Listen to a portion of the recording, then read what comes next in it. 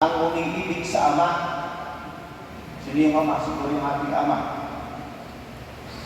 O sa ina, nang higit sa akin, ay hindi karapat-dapat sa akin.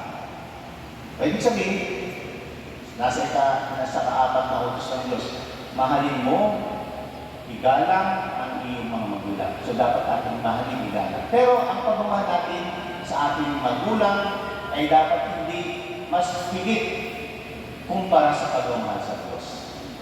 Kaya dapat pala ang ating pagmamahal, higit sa lahat ang pagmamahal sa Diyos.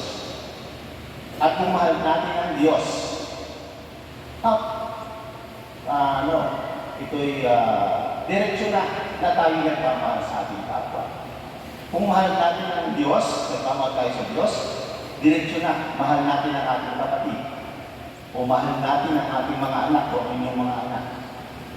Kung tayo nagmamahal sa Diyos, dahil ang Diyos ay pag-ibig. Nais ko kung ulitin, sinabi dito, ang umiibig sa anak na lalaki o babae nang higit sa akin, sabi ni Jesus, ay hindi karapat-dapat sa akin.